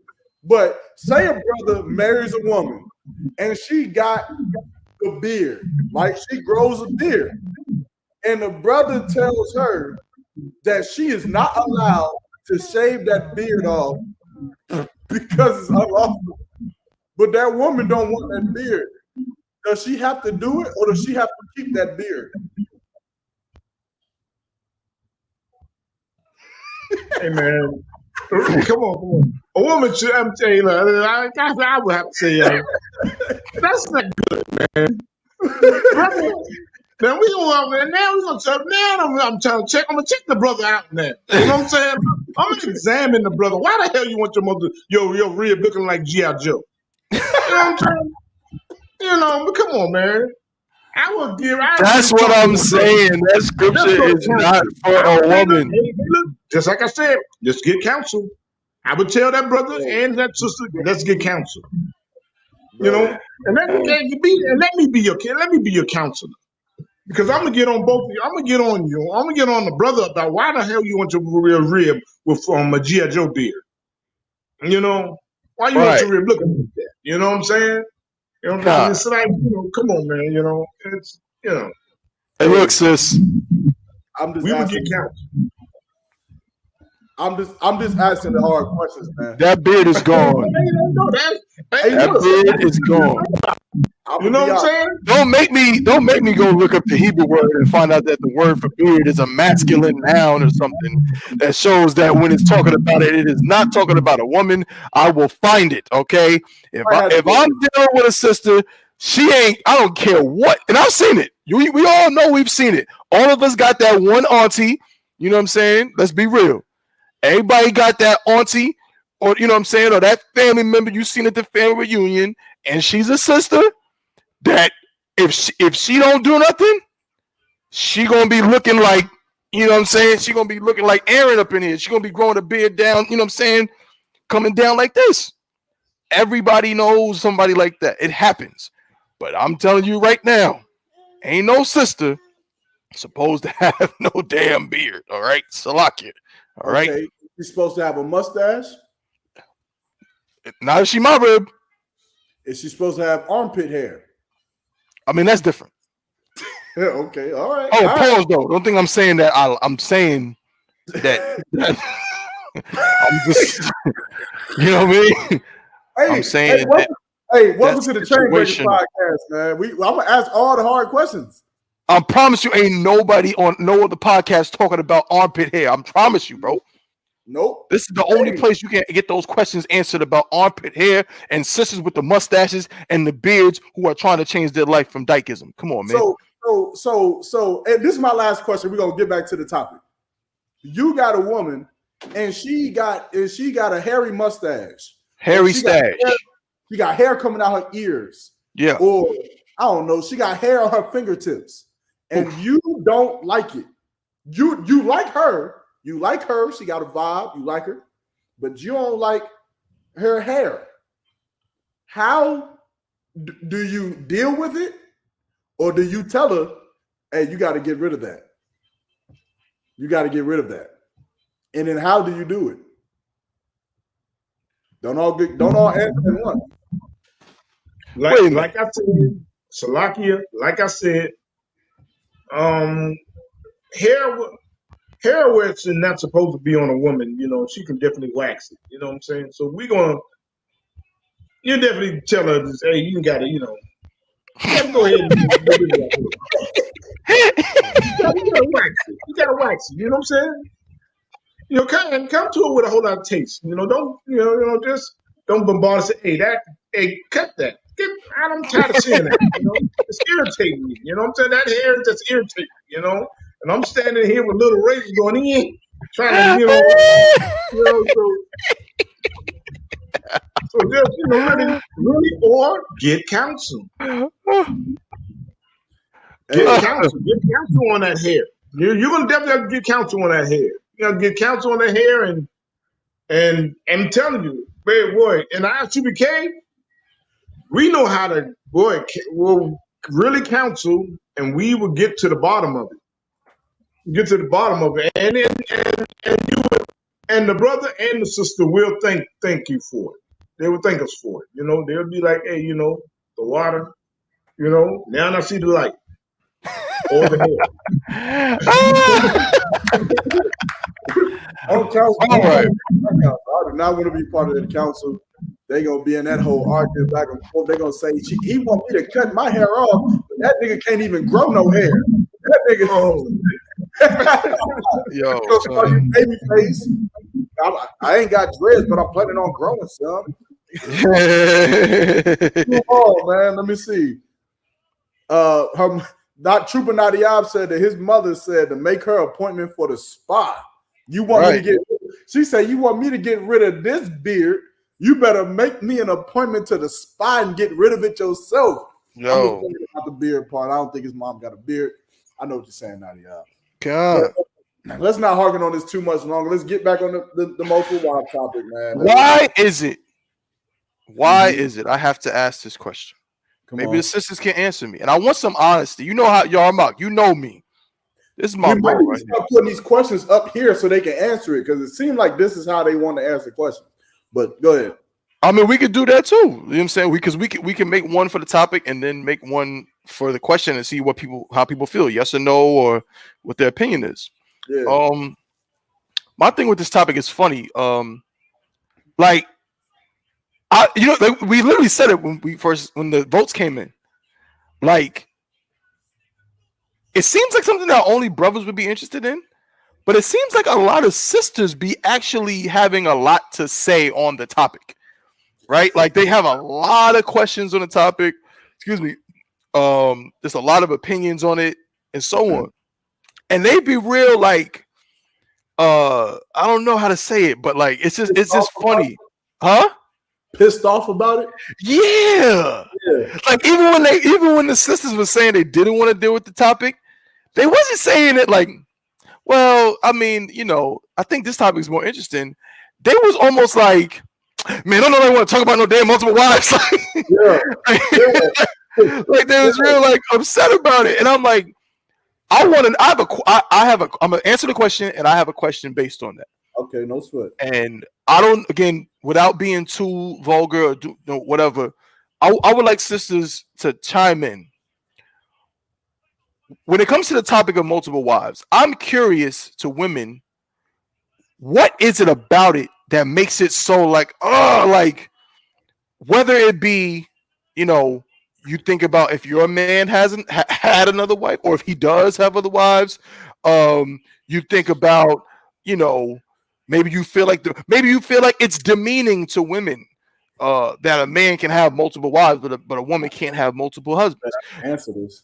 You know what I'm saying? Like, there's so many aspects to it, and like, what I would like to know is when sisters even think about it. When sisters think about they man potentially having other wives or something like that, if he doesn't already, I wonder, like, I'm not a woman. So I don't know what that thought process is like, because they often will say that, right, y'all? Right, Cap? Well, how come a man can have multiple wives but a woman can't have multiple husbands, right? And we, of course, know that according to the scriptures, one is lawful, one ain't. That's they just know what they it don't, is. they don't want to do that anyway. They know that's not even what they want to do. They don't want multiple. They don't want multiple men, right? But check it out. A brother, when I know I'm going all over the place, bro. Trust me, I'm about to land my plane. Trust me. But like, I remember seeing like a clip like that went viral, kind of like it was like a little comedy like meme joint where it would show the difference between a man and a woman when they find out that their significant other cheated on them, right? So with the woman was like, she asked her man, "Do you love her?" And he was like, "Nah, babe, I only love you. You're the only one I love." And she was like, "Oh, okay." But then when they flipped it into the dude, the woman cheated on the dude. The woman was like, "I don't love him. I love you." He was like, "I don't care about that. Did you suck his?" You know what I'm saying? Like, that was the question. It's like with us, it's a much more physical, like, wait a minute, you did what? You know what I'm saying? It's like that. So I'd be wondering, do women, when they think of their man with another woman, is that the thing that bothers them? Is it a physical thing? Or is it more of, you feel like, well, I should be enough. You know what I'm saying? He shouldn't need another woman. You know what I'm saying?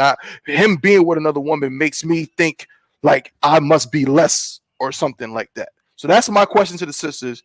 Yeah. And I'm going to just answer this question real quick. Should a man have multiple wives? Yes. Question answered. Okay. Does that mean a man has to have multiple wives? No.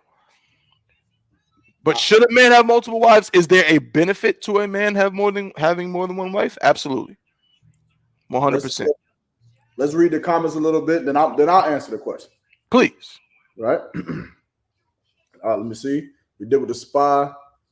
Chandra said, I don't think women should have to be told to remove their hair. It harbors bacteria. So, okay, that's about the hair topic. Nayar, shout out Nayar from South Carolina. Fish them up. They said they feel like they not benefiting from a man having another wife. That's a good point. That is a great point, but I can show you why that's kind of their fault. But since Yana said la now y'all said that's where the term I'd rather cry in a Benz instead of a Honda Accord. Yeah, I never heard that term. Let's see, Shantaray said I don't think most women want multiple men. Yeah, me either. So that's why I said I think that they usually say that as a combative response or retort. But in actuality, they don't want, because that would be draining. You understand? To have, just imagine having to listen to two Yaramaks that are completely different from each other. Yeah, that'll be insane. You would lose your fucking mind. You wouldn't know what to do. Obviously, Rock says sperm reconstructs a woman's DNA to complement her husband and husbands. I don't know. I might be a little bit lost in what you mean by that, Rock. Sienna says some brother have multiple wives. Okay, so what? Just vibes and be it. She said just vibe. Should a man have multiple wives? I think that the answer is that it depends on the brother. I think that it depends on who that man is. Should every man have multiple wives? No. Should every man be only subject to one woman? No. But I think that it definitely depends on who the brother is. And I don't mean in popularity. I don't mean because a nigga is handsome, he's able to attract multiple women. I think that being able to deal with such a responsibility, even one woman, should be accounted for. And I think that sisters, a lot of that, plays a big role on your part, where you have to determine whether or not this man is fit to handle me and another badass bitch, because that's what y'all consider yourselves to be, right? Badass bitches and whatnot. But you got to be able to determine that in that man before you lay down with him. And you have to be able to say, okay, he's the type of man who could deal with me, deal with my insecurities, deal with my lack of wisdom, my lack of knowledge, teach me, raise me up, protect me, guide me, counsel me. He's the type of man who can deal with it and deal with also having another woman or another 10,000 women if that's what the Lord wants him to have. So that's my answer. Now, you said something, Dabuan, about, I guess, like the issue with a woman and a woman dealing with a man having multiple wives. I'm going to say something. I don't want to say it, and it's probably bad that it's coming from me. But can I clarify what I'm saying real quick, and you can answer? Go ahead. Say real quick that the particular part you're talking about, because you already addressed the other part. The particular part you're talking about is, again, mentally. As a man, I know what comes to my mind or my mind space when I think of my woman being intimate with another man. And I think most men can identify with what I'm saying. The idea of that sickens me. I wouldn't care if my woman told me, he's such a kind person. I love him. I don't really. I mean, of course, I would care because that means like you're nasty, but I don't care about feelings. Like it's irrelevant. But as soon as I find out that another man's rod was around my woman in any way, it's like she don't belong to me no more. Like that's his now. No, you feel me? Sure. For sure. So that's the mental space that most men are when we think of our woman being with another man. But I feel like women, that's why I'm asking the question, because I feel like women, they can't really think of it like that. Like, you know what I'm saying? Like, you can't think of your man being intimate with another woman. Like, well, he's not mine anymore. Like, come on. To quote Corey Holcomb, I know we can curse on our show, but I don't want to be too graphic. But there's a difference between doing the effing and getting effed, so to speak. There's a difference between doing the effing and getting effed. You getting effed, that ain't the same. That's different. You let a man humble you rather than your man humbling another woman. Right. So it is a double standard in a sense. But I'm what I'm about to respond is more or less for brothers who have a sister, right, who knows that they have multiple wives, but then they argue so much. And sometimes a brother will get to the point where he starts to hate that woman because he doesn't understand why she won't just shut the F up and just accept the fact that he has another woman. He can't understand why. Why is it a problem that I'm going to the club? Why are you asking me these questions? And he doesn't get it. And they fight and fight and fight. So what I'm saying is, I think that the problem is this, right? And I hate to say it. It almost makes me want to regurgitate what I'm about to say. Mhm. You understand?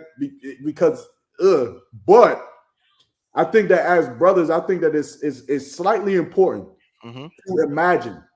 Imagine one day we woke up and the Lord told all of us that a woman can have multiple husbands and a man could not. And we woke up tomorrow and that was it. That was the new decree unto the Lord. And we had to deal with the fact that our wives could now go and get other men, and we had to deal with it. That pain and anguish that we would have to suffer through, I think it's responsible to have to understand that that's what all women have to go through too. A part of that they have to deal with, and I think it makes it a little bit easier when you're dealing with your woman, knowing that she's fighting through something that she absolutely hates to fight through. She hates to go through this, just like you would hate to go through it. And I think if brothers understood that, then now it'll make that battle a little bit more easier because you can see where she's coming from. You can see why she's having this problem. You understand why she don't like you going to the club. And maybe you could be a little bit more soft on her because she's battling something that you know damn well you would not battle. You would not do it. If someone said that your woman wanted to have another husband right now, you would blow the whole world up before you ever allow that to happen. But these sisters in here, the sister that you got that is strong enough to stand beside you year after year after knowing that you got other women, and yes, she may argue, and yes, she may piss you off, that sister is stronger. She's better than most. You understand? And I think that that's something that's important when talking about this topic. You understand? That just understanding where she's coming from, what she's feeling. And we say it all the time. The woman's the weaker vessel. She's withheld from wisdom. She's this, she's weak. But then we sometimes, we forget that. We forget that she's weak. You understand? I can't smack her upside her head because she's wanting to argue about me going to the club with YAHANNA. I can't smack her upside the head because she has a problem with me being on Instagram liking other women's pictures. She is weak and she's battling something that Cardi B would never ever battle. Right. Nicki Minaj would never battle. That's right. That Glorilla or whatever, whatever celebrity woman you think is the finest woman in the world, they would never ever deal with it. But your woman, she's dealing with it with you. And I think that that's important. I think that we should applaud our sisters who are dealing with it, even if they are yes, even if they are being a dragon sometime. If they get having that temper tantrum and they decide to stand with that man and that family he got and all them kids, then that's something that should be rewarded and should never be forgotten. And then we'll let the battle continue on and we'll go to council every single day until we resolve these issues. But I just wanted to add that point. We got a lot of comments, Taiwan. I don't know if anybody else wanted to say anything, or you want to just go straight to the comments. Go to the comments. Let's hear it. Iraq said, I think he tried to clarify. He said, Iraq said, sperm reconstructs a woman's DNA to complement her husband. Oh, hold on, Salaki. Right here. Meaning, if a woman is with many men, she carries their DNA into the new relationship. She carries their DNA. She carries their experiences, their memories. I mean, hell, everything she's going to think about is what the last man did for her, what you don't do for her compared to another man, which is why when you jump from man to man, that can be dangerous. Jamesia Salakia says, Salakia, sir, I can't speak for all sisters, but I accepted the fact of multiple wives because I feel that most sisters out here are sharing whether they like it or not.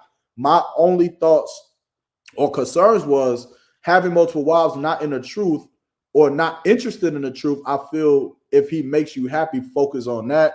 Okay, Most High in Christ, sis Shantaray said, I think the dynamic is never explained properly. When I try to explain to my family that my husband has other women, it's automatically seen as if I'm not enough. Well, sister, that's a heavy point. I like that topic. We could talk about that too, but we'll come back. Sienna said, well, sis, you have to find happiness within yourself first, not depend on a man to make you or keep you happy. Shantaray says, truthfully, I was less concerned. And y'all can stop me at any point. right? I'm just reading these. I'm not even giving my opinions. Truthfully, I was less concerned about that as opposed to getting enough of him or him in entirety. That was the hardest part to grasp. Honestly, hey, it's not true. I will say this. I just watched a movie last night. It was called The Lost City of Z. It was about back in the 1900s, 1902 up until 1923. There was a British explorer who had to go into Central and South America and set the map lines, the boundaries of the different countries in South America. While he's going on these voyages, he is gone for 8 years at a time, and he's doing this. He probably made the voyage about 2-3 times. The third time he did it, when he came home, his son was old enough after the British fought the French. After he got his sight back after the war, his son was old enough and said, well, your sight has came back. Let's go and find this city that you never found. And so him and his eldest son, they went out. He had two other children, and they went out, and they never found him again. Him and his son came back from that voyage. The mother died in 1956, waiting for her son and her husband to return. They never returned. Damn. Well, I say that to say this. You cannot have the entirety of your man for less. It's not just another woman all the time that takes the time away from your man. It could be job. It could be he's a drug dealer. It could be he's a gangbanger. Now he's in prison for 25 years. Right. It could be a lot of things that makes a woman not have their man in its entirety. So I think it's important for sisters in the truth to understand that, like, just because your man is out, a couple nights with another woman, you could be monogamous, and you could have a man who goes out and just gets killed. He's just dead, and then that's just the end of that story. Right. Because he wanted to be a drug dealer. At least you got a brother who served the Lord, and chances Lord allow that won't happen to him. Let's see. Jamisa said, Khan, that's where I was going with that. If he's doing what he's supposed to do, then focus on that. Let's see. I think to understand that is hard is what most women want because we can't change it, Khan. For sure. This is a lot of comments, man, but I appreciate it. Like, I'm good. Top one, take over. You got it. No, I can't take over. You read them comments because that's what we want. We want the comments, man. Yeah. So the comments there's a lot of insight, I think, within the comments. Since I think to understand that it's hard is what most women want because we can't change it, and that's kind of where I was going with the topic of the multiple wives. Right? It's like a lot of sisters, especially if you're in the truth, right? A sister understands that is just what it is. A man can have multiple wives, straight up. But even when you said, y'all, about us thinking about, well, what if the Lord flipped it? I can only speak as a man. I don't know the experience of a woman. And I'm trying to tell you, my issue would simply be, I know what I do with my woman in my bedroom. The idea of another man ravishing my woman, it's like, it's like the world of my mind would, it's too much. It's just too crazy. That's my woman. I do that to my woman. You know what I'm saying? Somebody else to do it is insane. So I guess what I'm saying is I understand the emotional element. I understand that part. I even understand the family element. One sister mentioned it. I know that your family is going to tell you that, or they're gonna make you think it means that there's something wrong with you, or why would you allow that? You know what I'm saying? Because you're supposed to be enough or something like that. But what I'm curious is if we get down to the nitty gritty, so we get down to the bones of it. When sisters have already accepted, okay, a man can have more than one wife. They're not fighting that no more. It is what it is. A man can have more than one wife. They're in the truth. At that point, what is the thing that makes the prospect of him getting other wives? Because let's say you a sister and your man already has another wife. You done dealt with that already. That's cool. You know what I'm saying? It's tough. You know what I'm saying? You would love to be his only one. He got other wives. But what is it that makes a sister think to herself like, damn, oh, he going out to the club again? This nigga gonna be talking to other women. Oh man, he going to one of them cookouts. He going to that Cali cookout.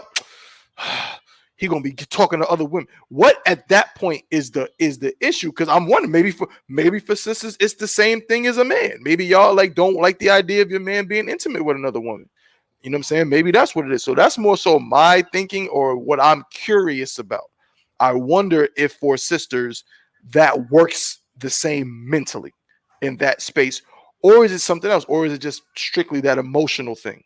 Like I don't like the idea of my man being emotionally accessible to other women. And also, is it simply this? And I've asked this before, and I'm gonna land my plane here. If we're being honest, is it just the embarrassment? Because we talk about it all the time, Yarma, and Cap too.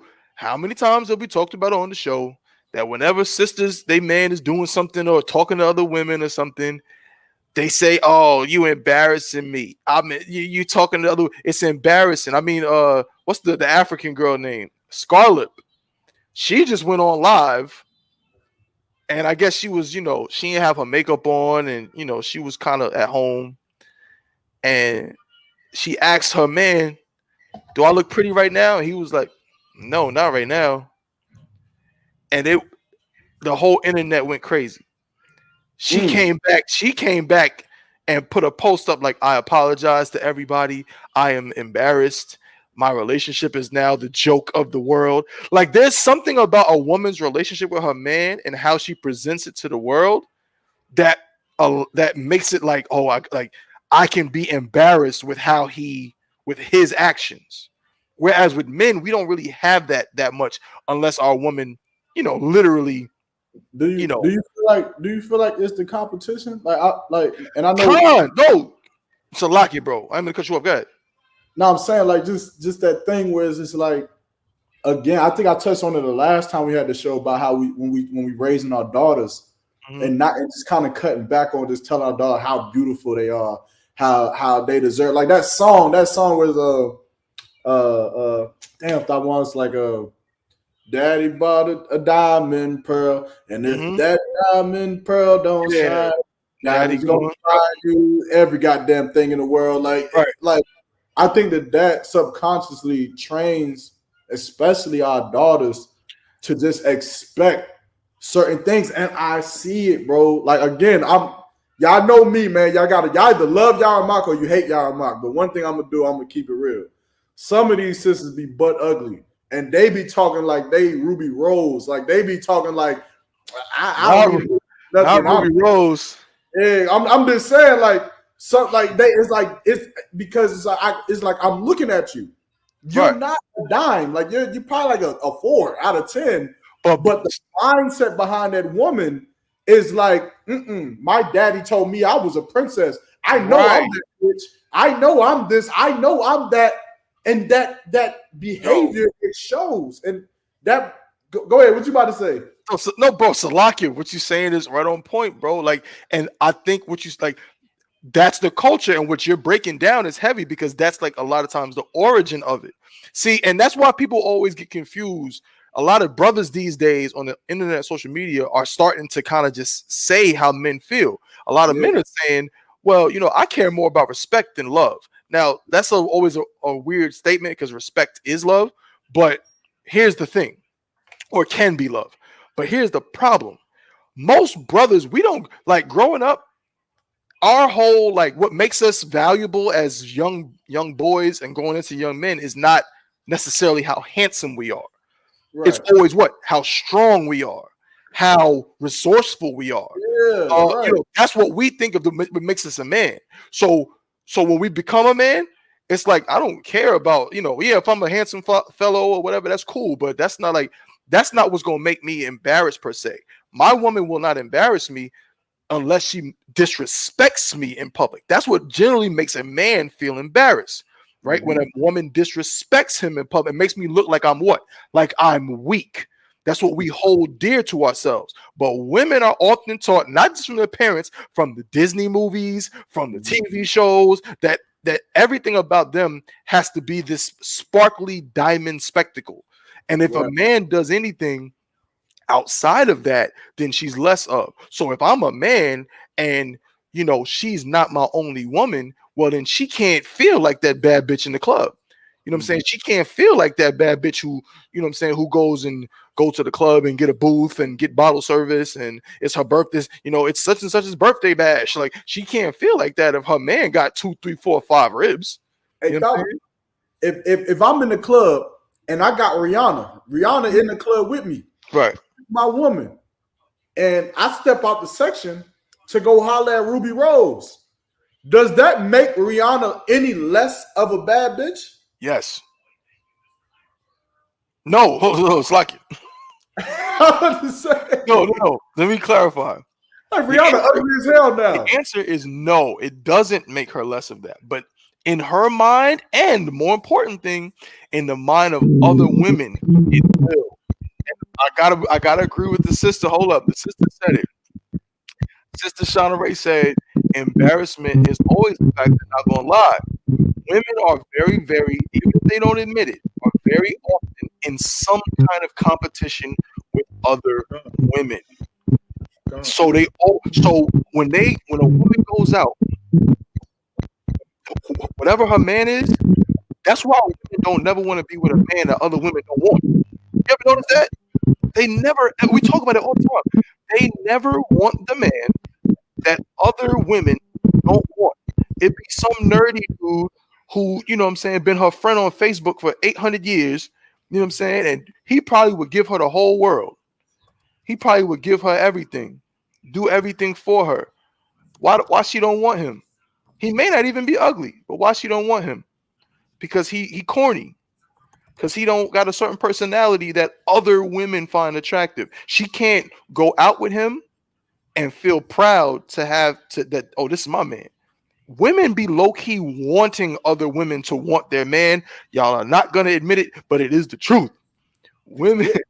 Because I feel like that's like part of like the opposite of the embarrassment. Yeah. Like when everybody's stunting over that brother walking across the stage and she see everybody out googly eyes, but like, who is that? Who is that? Oh my God. But then she could say, well, yeah, that's my husband. Mm-hmm. That's my husband. Like she likes that, but then I think that she just hates when he gives that same attention to another sister. But I think that there's a way around this, man. How do we solve this issue? How do we solve this conflict between a man not only just desiring other women, but him being desired? Like, and I use myself. I ain't gonna show you. I use myself for this example, right? Because it's not a big deal, right? I may go to the club with Tabuan, and Tabuan is my man. He's not gonna lie to y'all. I told Tabuan many occasions, hey, listen, like when we go to the club, let's not go in here looking for women. Like, fuck that. We're not going in here looking for no women. We're going in here to get drinks, get food, and enjoy ourselves and have a good time amongst each other. Tabuan, am I lying? That's a fact. We said that, right? Now, here's the thing. We can't help that if we walk in the club and women are approaching Tabuan. I can't help the fact if they're approaching Hawan or approaching Captain Yagawa because they think Yagawa is just so fly with that garment on. You can't help that. But what I guess the question is what in that situation, in that moment, makes your woman tick? How do we fix that from being an issue in our community? Because I think it's a bad issue and it causes a lot of arguments and it torments a lot of relationships. But that's my question. How do we fix that? Even if a brother is not even out there going to get the women is coming to him. Matter of fact, Salaki, I'm going to yield on this. The story with King David, when King David came back from winning the war, and when he won the war, King David danced. He danced because he won the war. And as he danced, all the maidens and all the women, they were staring at King David like, ooh, we look at that nigga right there. We want him. But guess who was peeping all of that? His wife. King David's wife was peeping how all the women was lusting over her husband. And you know what happened? King David took his wife and locked her up in some goddamn castle and then said he was going to go pretty much have sex with the other women since she wanted to have an attitude. Now, instead of doing that, instead of saying, oh, well, you got a problem because you see that women coming and talking to me in the club, well, then, bitch, you ain't never coming to the club ever again. How about that? Stay your ass at home and have a problem at home. Instead of getting to that point, how can we fix it before it gets there? That's my question. That's my question. Woo. How do we fix again? So make sure I understand what you're asking. You're saying, how do we fix like the mentality of sisters? Like, basically, are you asking how do we stop sisters from being jealous? Is that what you're asking? Ooh, I mean, you know when you say that word, what sister's gonna say? They're gonna say, I'm not jealous. I'm not jealous. But if that's the word that needs to be used, then by all means. God, I think that's the word.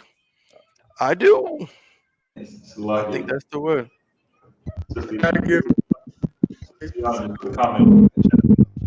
Hey, that was some heavy points y'all brothers just dropping, man. And then the thing is, it's like, you know, it even tells you in the Bible that, you know, when you go and get another rib, the sister don't have to like it. The ribs you already have, she not gonna have to like. She don't have to like it. She's not gonna like it. You know what I'm saying? But it's something like I said. It takes a special sister. And every sister is special like that if she's in the truth anyway. She's special and she can work it out. But she's gonna have to definitely humble yourself and just say, hey, wait a minute. It's lawful what the brother's doing. If you go get him another rib, it's lawful that he does it. All right. You know, it's not like he's going out and sinning against you. You know what I'm saying? Brothers, like, I'm speaking for the brothers in the school, of course. And I.S.U.P.K, we have integrity that we don't go out there and just laying down with any making wives and throwing them away. That'll be a sin. You know, you can't do that. But it's really, you got to be responsible with it. You know, responsible with, taking up a wife and stuff like that. And like I said, this is why we have the courting process. When you court and you figure out how y'all going to work together, how y'all going to be compatible, how you're going to do things, how you're going to live with both of these women, or three of these women, and how you're going to work everything out, how you're going to work everything out with the kids and everything. You know what I'm saying? So that's a big responsibility. You go and you got to fix that, and you can never think that you're going to fix her feelings where. Like y'all giving those good analogies, you know what I'm saying? Like this and that and there and that. And she's thinking like, every time he go to his upper rib, you know what I'm saying? We got to fight our demons. So that sister got to fight her demon that's coming to her like, oh boy, the way y'all made love the other night, he make it with her the same way or maybe even better. Right. How good you felt, she's going to be feeling better. It's gonna be stuff like that. You fighting those demons like that, and the sisters gotta be ready for that. They gotta understand that that's gonna happen. When he goes to see that other rib, here comes the demons. All right, man, the demons gonna come on her. Oh man, boy, y'all had a good time last night. Now he going with go with her. Right, con or con. He like, boy, man. So you know what I'm saying? So the woman has to be ready to fight those demons and be ready to be like, hey, wait a minute. We had a good time. That's right. He's going to see his other rib. But hey, I'm sitting here. I'm singing that brother's song. What's up, brother? Hammond song. Giving your best to me. He's giving his best to me. You know what I'm saying? He's giving his best to me. I had a good time, and then he's going to see his other rib, which is lawful for the Most High. Right. Don't sweat that. You know what I'm saying? When those demons come, you know what I'm saying? You gotta, tell them demons